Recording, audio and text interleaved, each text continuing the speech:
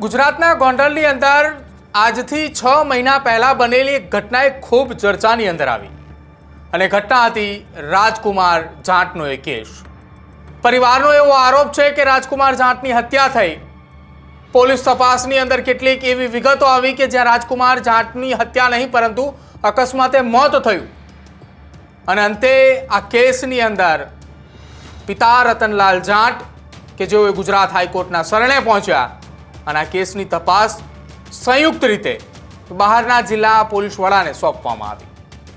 આ તમામની વચ્ચે ગુજરાતની અંદર હાલ એક ચર્ચાઓ ચાલી રહી છે કે ગણેશ જાડેજાનો નાર્કો ટેસ્ટ થવાનો છે, પણ શું નાર્કો ટેસ્ટ થવાથી ગણેશ જાડેજા એ આરોપી છે કે નિર્દોષ છે એની સાબિતી શું?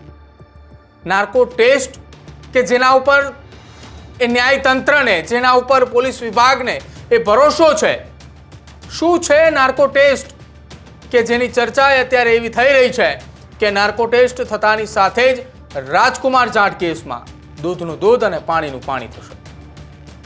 નાર્કો ટેસ્ટ એ કેવી રીતે થાય છે અને તેમાં કેવા અને કોણ કોણ એ સવાલ પૂછી શકે છે? આ શંકા અને આ સવાલો અત્યારથી એ શરૂ થઈ ચૂક્યા છે કેમ કે ગણેશ જાડેજાનો નાર્કો ટેસ્ટ થવાનો છે। રાજકુમાર જાટ કેસની ચર્ચા એટલા માટે સમગ્ર રાજ્ય નહીં પરંતુ દેશની અંદર ચર્ચાયો હતો। રાજકુમાર જાટનો આ કેસના પ્રશ્નો અને રાજકુમાર જાટનો કેસ એ દિલ્હીના દરબાર એટલે કે લોકસભાની અંદર પણ ગુંજ્યો હતો કે જ્યાં હનુમાન બેલીવાલ એ લોકસભાના સાંસદ છે રાજસ્થાનથી, જેમણે લોકસભાની અંદર બજેટ સત્ર દરમિયાન આ મુદ્દો ઉઠાવ્યો હતો। નાર્કો ટેસ્ટની અત્યારે ચર્ચાઓ થઈ રહી છે। ચર્ચાઓની વચ્ચે આ એક વૈજ્ઞાનિક અને ફોરેન્સિક પ્રક્રિયા છે જેમાં આરોપીને અર્ધબેભાન અવસ્થામાં રાખીને કેટલાક સવાલો પૂછવામાં આવે છે। અર્ધબેભાન કરવા માટે, સવાલો પૂછવા માટે આખી એક પ્રક્રિયા છે અને એ પ્રક્રિયાની શરૂઆતનું પહેલું પગથિયું છે કોર્ટની મંજૂરી। નાર્કો ટેસ્ટ કરાવવા માટે કોર્ટની મંજૂરી લેવી પડે છે અને કોર્ટની મંજૂરીથી જે વ્યક્તિનો નાર્કો ટેસ્ટ કરાવવાનો છે એની પરવાનગી લીધા બાદ આ નાર્કો ટેસ્ટ થાય છે। નાર્કો ટેસ્ટ એ કોઈ મજબૂરીથી કરાવી શકાતો નથી। કોર્ટની પરવાનગી અને જે વ્યક્તિનો નાર્કો ટેસ્ટ કરવાનો છે તેની પરવાનગી સાથે નાર્કો ટેસ્ટ થાય। આરોપી શકમંદ વ્યક્તિની લિખિત સંમતિ અને કોર્ટ ઓર્ડર ફરજિયાત છે। બસ એ જ પ્રકારની વાત રાજકુમાર જાટના કેસની અંદર પણ છે કે જ્યાં ગણેશ ગોંડલે લેખિતની અંદર પરવાનગી આપી, કોર્ટની અંદર રજૂ કરવામાં આવી અને કોર્ટે એની ઉપર મંજૂરી આપી, એટલા જ માટે ગણેશ જાડેજાનો નાર્કો ટેસ્ટ થઈ રહ્યો છે। આ આખા નાર્કો ટેસ્ટની પ્રક્રિયામાં બીજા નંબરનું પગથિયું છે મેડિકલ ટીમ દ્વારા ચેકઅપ કરવામાં આવે। ટેસ્ટ પહેલાં ડૉક્ટરો એ આરોપીનું સંપૂર્ણ મેડિકલ પરીક્ષણ કરશે। મેડિકલ પરીક્ષણમાં હાર્ટ, બ્લડ પ્રેશર, માનસિક સ્થિતિ વગેરે નોર્મલ છે કે નહીં તે તપાસવામાં આવે છે। અનફિટ મળ્યો તો નાર્કો ટેસ્ટ કરવામાં આવતો નથી। આ જે તમામ રિપોર્ટની વાત કરી, જેમાં બ્લડ પ્રેશરની વાત છે, હાર્ટ રિપોર્ટની વાત છે, આ તમામ રિપોર્ટ નોર્મલ આવ્યા બાદ નાર્કો ટેસ્ટ માટે આગળ મોકલવામાં આવે છે અને જો રિપોર્ટમાં કોઈ પણ જગ્યાએ વિસંગતતાઓ દેખાય અથવા તો રિપોર્ટ કરનાર મેડિકલ ઓફિસરને આ તમામ રિપોર્ટમાં ક્યાંય ને ક્યાંય થોડી ઘણી બાંધછોડ જોવા મળે છે તો નાર્કો ટેસ્ટ કરવામાં આવતો નથી। નાર્કો ટેસ્ટના ત્રીજા પગથિયા પર દવાઓ આપવાની વાત કરવામાં આવી છે જેમાં સોડિયમ પેન્થોલ અને અથવા ટ્રુથ સેરમ નામની કહેવાતી એ દવાના નિયંત્રિત ડોઝ આપવામાં આવે છે જે વ્યક્તિને બેભાન થયા પછી હાફસેન્સ અવસ્થામાં રાખે છે।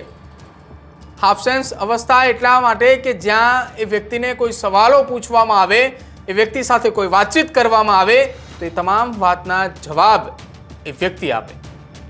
તે અવસ્થામાં જાણીબૂજીને ખોટું બોલવાની ક્ષમતા ખૂબ ઓછી થઈ જાય છે અને એટલા જ માટે નાર્કો ટેસ્ટને એ પ્રકારના પુરાવા સાથે કદાચિત એ માનવામાં આવી રહ્યું છે કે નાર્કો ટેસ્ટની અંદર જે કંઈ પણ બોલાય છે તેના આધારિત કેસની પરિણામો અથવા તો એ કેસ ઉકેલવામાં સફળતા મળે છે। નાર્કો ટેસ્ટના ચોથા નંબર ઉપર આવે છે ટેસ્ટ દરમિયાન પૂછપરછના મુખ્ય એ સ્ટેજ છે અને એ આ નાર્કો ટેસ્ટની મહત્વની વાત એ છે કે નાર્કો ટેસ્ટમાં સવાલો એ કોણ પૂછે છે? તો નાર્કો ટેસ્ટની અંદર સવાલો પૂછવામાં પોલીસ ઓફિસર, ઇન્વેસ્ટિગેશન ઓફિસર એટલે કે આઈઓ, ફોરેન્સિક ફિઝિયોલોજી એક્સપર્ટ કે જે ફોરેન્સિક વિભાગની સાથે સંકળાયેલા એ એક્સપર્ટ છે કે જે નાર્કો ટેસ્ટની એ આખી વિગત, આખી એ પ્રોસેસ જાણે છે. નાર્કો ટેસ્ટ આપ્યા બાદ એ ટેસ્ટની અંદર કયા પ્રકારના સવાલો પૂછવા, ત્યારબાદ ડૉક્ટરની દેખરેખની અંદર સવાલો એ પોલીસ દ્વારા એ પૂછવામાં આવે છે. કેટલાક સવાલો એ ફોરેન્સિક સાયકોલોજિસ્ટ અથવા તો ટ્રેન્ડ ઓફિસર જે ત્યાં હાજર હોય છે એ પણ કરે છે. શરૂઆતની અંદર કદાચિત એવી વાત પણ હોય છે કે જ્યાં સવાલોના જવાબો મેળવવા માટે અને એ સાચા જવાબો મેળવવા માટે કેસની અલગ દિશાની અંદર જઈને પણ કદાચિત કોઈ સવાલ થઈ શકે છે. આખી આ પ્રક્રિયાનું વિડીયો રેકોર્ડિંગ થાય છે અને સતત ડૉક્ટર એ જે પણ શકમંદ વ્યક્તિ અથવા તો આરોપીઓ હોય કે જેનું આ પ્રકારે રિપોર્ટ કરવામાં આવતો હોય એના heart rate, blood pressure, resistance એ સતત તપાસતા રહે છે કે કોઈ પણ પ્રકારની અનિચ્છનીય ઘટના ન બને. આખી આ પ્રક્રિયાનું વિડીયો રેકોર્ડિંગ થયા બાદ આ એ કેસની અંદર એ જે કોર્ટ દ્વારા ઓર્ડર આપવામાં આવ્યો છે કોર્ટ સમક્ષ રજૂ કરવામાં આવે છે. ટેસ્ટનું પરિણામ એ કોર્ટની અંદર જ્યારે રજૂ કરવામાં આવે છે ત્યારે તમામ એ લોકોને સવાલ થતો હોય છે કે નાર્કો ટેસ્ટ દ્વારા કબૂલવામાં આવેલી કોઈ પણ વાત શું એ કોર્ટની અંદર માન્ય છે ખરી? નાર્કો ટેસ્ટમાંથી મળેલી માહિતી એ કોર્ટમાં સીધી રીતે એ કોઈ સાબિતી નથી, એ કોઈ એવિડન્સ નથી કે આ વ્યક્તિએ નાર્કો ટેસ્ટની અંદર કબૂલ્યો તો એ ગુનો હોઈ શકે. પરંતુ પોલીસ માટે એ લીડ અથવા ક્લ્યુ, પોલીસને એ ગુનો જે બન્યો છે એ ગુનાના મૂળ સુધી, આરોપીની અટકાયત કરવા સુધી પહોંચવા માટેનો આ એક ક્લુ તરીકે ઉપયોગ કરી શકે છે. તેના બાદ પોલીસે પુરાવા એકત્રિત કરવાના હોય છે અને પુરાવાની સાથે સાથે નાર્કો ટેસ્ટ એ કોર્ટની અંદર રજૂ કરવામાં આવે છે. કોર્ટ કોઈ નિર્ણય માત્ર નાર્કો ટેસ્ટ પર આધારિત નહીં આપે. કોર્ટ એ રિપોર્ટ એ નાર્કો ટેસ્ટની અંદર આપેલા નિવેદન અને તે નિવેદનના આધારે પોલીસ દ્વારા કોર્ટની અંદર રજૂ કરાયેલા કેટલાક પુરાવાને ધ્યાને લઈને કોર્ટ એ આગળની પોતાની વાત એ રજૂ કરે છે. એટલે અત્યારે જે ચર્ચા એ ગુજરાતની અંદર ચાલી રહી છે કે ગણેશ જાડેજાનો નાર્કો ટેસ્ટ થશે, પરંતુ એ નાર્કો ટેસ્ટ પહેલાં ગણેશ જાડેજાએ આટલી પ્રોસેસમાંથી નીકળવાનું છે કે જ્યાં કોર્ટની મંજૂરી તો મળી ચૂકી છે. હવે ગણેશ જાડેજાનું પહેલાં મેડિકલ ચેકઅપ થશે. મેડિકલ ચેકઅપ બાદ એ રિપોર્ટને એ ડૉક્ટર એનાલિસિસ કરશે. ત્યારબાદ કેટલીક દવાઓ આપવામાં આવશે અને પછી તેમને નાર્કો ટેસ્ટ માટે લઈ જવામાં આવશે. નાર્કો ટેસ્ટની કોઈ સમય મર્યાદા નક્કી નથી હોતી. એ સમય મર્યાદા એટલા માટે નક્કી નથી હોતી કેમ કે નાર્કો ટેસ્ટની અંદર પોલીસ એ પોતાના સવાલોના જવાબ એ તથ્ય સુધી પહોંચવા માટે અથવા તો એ પોતાના ક્લુ સુધી પહોંચવા માટેના જવાબો ન મળે ત્યાં સુધી કદાચિત એ તપાસ પણ કરી શકે છે.